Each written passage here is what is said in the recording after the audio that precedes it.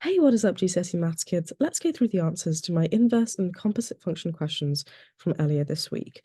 Now, I only gave 2 questions in total, so I've got some more questions here to just practice inverse and composite functions.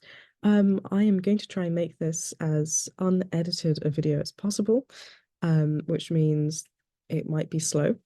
So feel free to watch this on 1.5 or 2 times speed if you prefer. But for those of you who like slow explanations, this is perfect, I guess. Okay, let's crack on.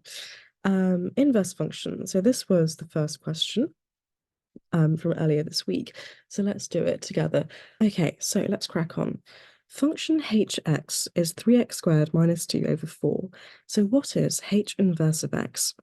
So hx can also be written as y equals 3x squared minus 2 over 4.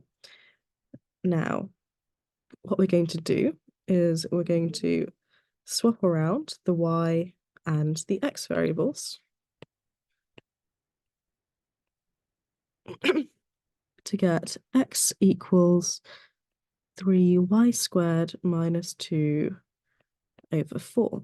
And now we're going to rearrange to solve for y. Oh, I haven't given myself much space here. So this is going to be 4x equals 3y squared minus 2. So 4x plus 2 equals 3y squared. I am just going to swap both sides of these equations because I prefer the variable I'm solving for to be on the left-hand side. So yeah, so this is the same thing. 3y squared equals 4x plus 2.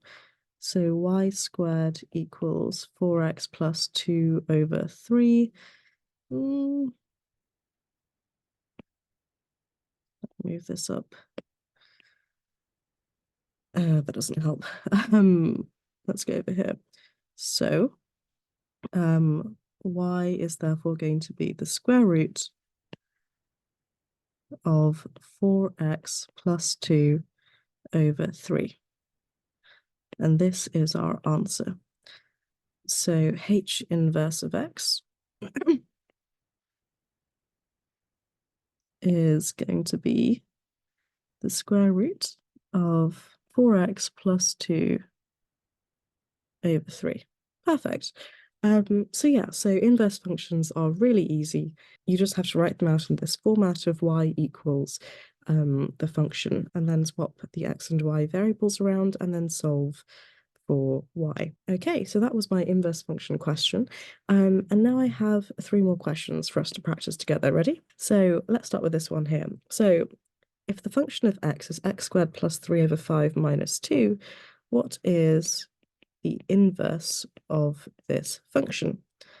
So again, we're going to take this and we're going to rewrite it as y equals x squared plus 3 over 5 minus 2. That's, yep. And now we're going to swap these variables around to get x equals y squared plus 3 over 5 minus 2. And now we're going to solve for y. So we're going to have x plus 2 equals y squared plus 3 over 5. And then we're going to have 5x plus 10. And then we're going to have 5x plus 10 equals y squared plus 3, because we're getting rid of the 5 at the bottom there. And then we're going to take away 3 from both sides to get 10 minus 3, which will be 7, equals y squared. And then y is going to be the square root of 5x plus 7.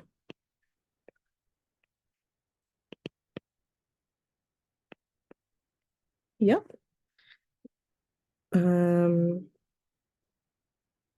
Perfect. So this is our answer up here.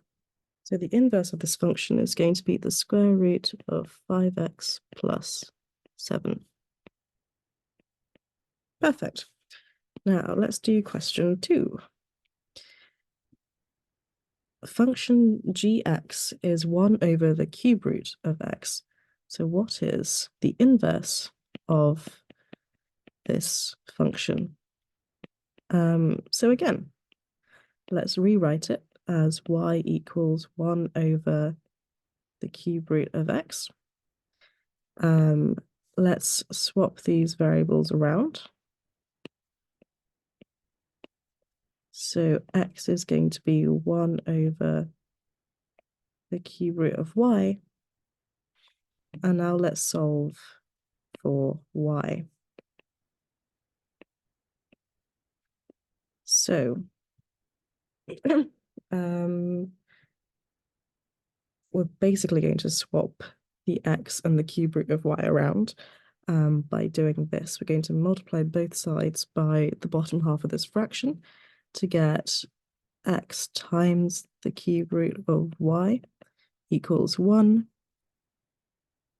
There's a little times here. And then we're going to divide both sides by x. So we're going to get the cube root of y equals 1 over x. And we're going to cube both sides to get rid of this cube root. So y is going to be the 1 over x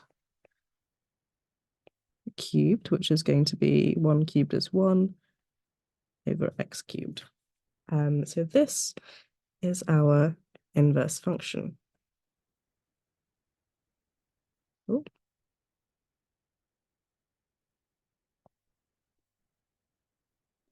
Fill it in here.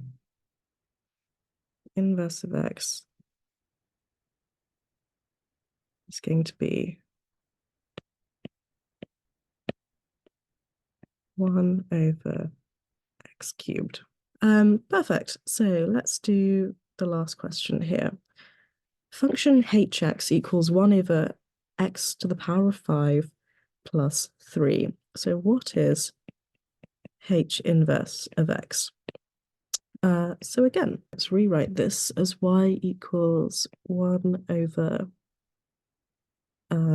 x to the 5 plus 3. Let's swap these variables around. So we're going to get x equals 1 over y to the 5 plus 3. And now let's solve for y. So we're going to multiply actually no, let's take away this this 3 first from both sides. So we're going to get x minus 3 equals 1 over y to the power of 5. Now let's multiply everything by this y to the 5. So we're going to get y to the 5 x minus 3 equals 1. And then y to the power of 5 is going to be 1 over x minus 3 because we're going to divide both sides by this expression in brackets. And then we're going to do the inverse of this power, y to the 5, which is going to be the 5th root. So there's no space. Let's move this up a little bit. Okay, so to get rid of this power, we're going to do the 5th root. So y is going to be 1 over x minus 3, and the 5th root of that. Yep, so this is our inverse function, which is going to go here if there is space. H inverse of x equals the 5th root of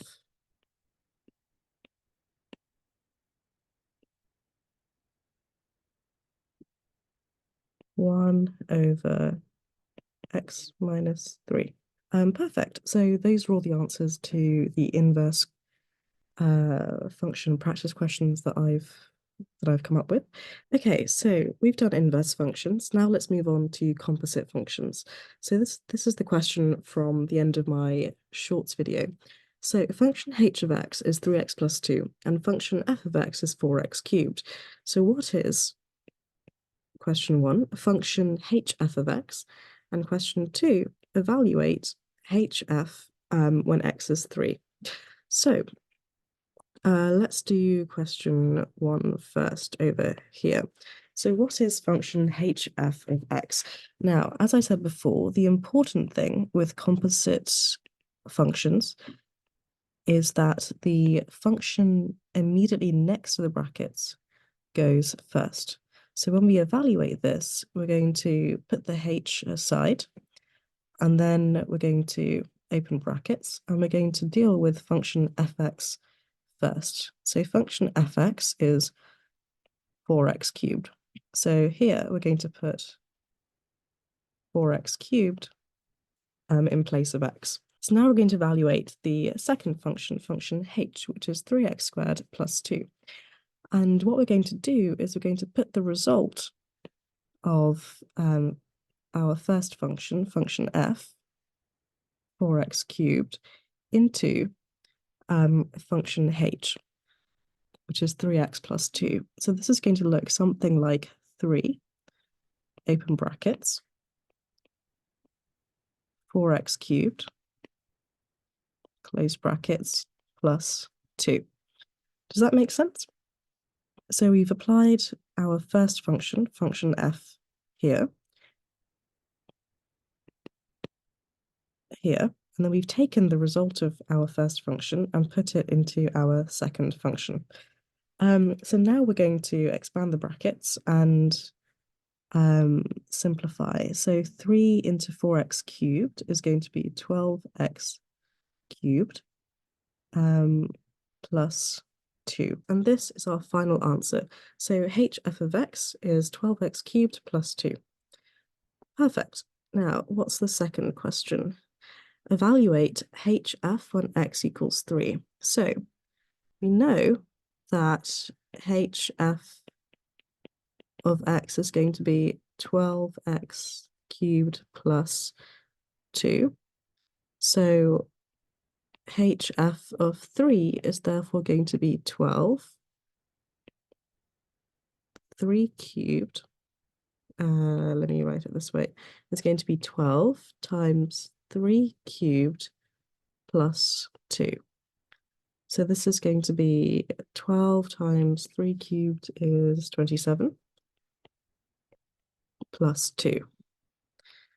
And 12 times 27 is 324 plus 2. The final answer is 326. Okay, perfect. Let's go through some more composite function questions. So hx equals 4 minus x squared, and gx equals 1 upon x cubed. So what is hgx, ghx, and hg3? Okay, perfect. I'll write the answers down here. So hgx is going to be h, open bracket, 1 over x cubed. Why? Because we're applying the function next to the brackets first, which in this case is 1 over x cubed. And then we're going to apply function h, which is 4 minus x squared, to function g. So we're going to take our 1 over x cubed and put it into this. So we're going to get 4 minus 1 over x cubed in brackets squared, because 4 minus x squared is function h, but in place of the x, we're substituting function g, which is 1 upon x cubed.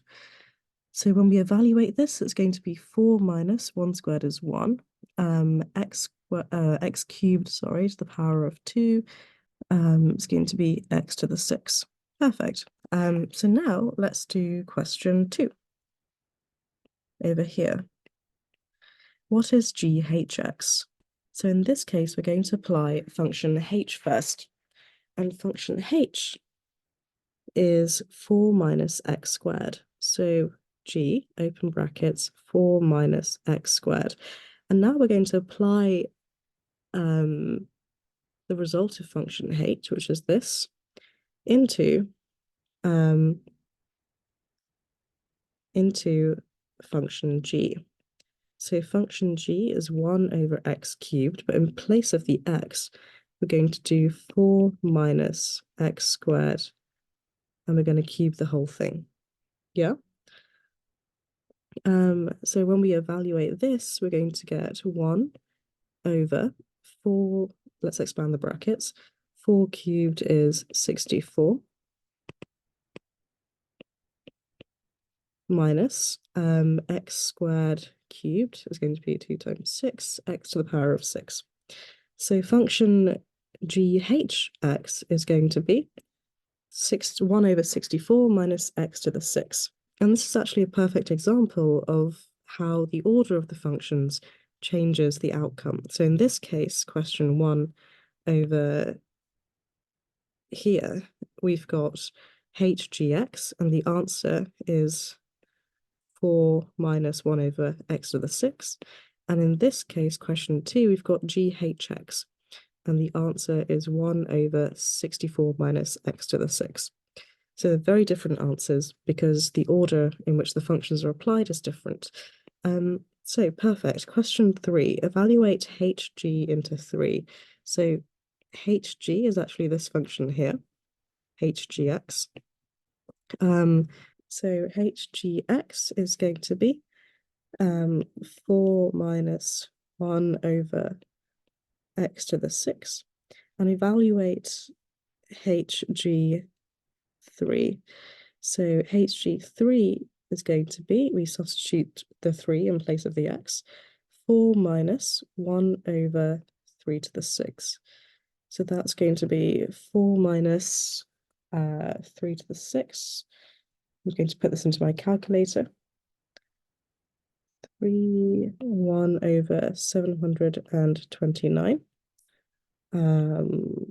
So 1 over 729 is actually a very small fraction. So the answer is going to be 3.999 to 4 decimal places.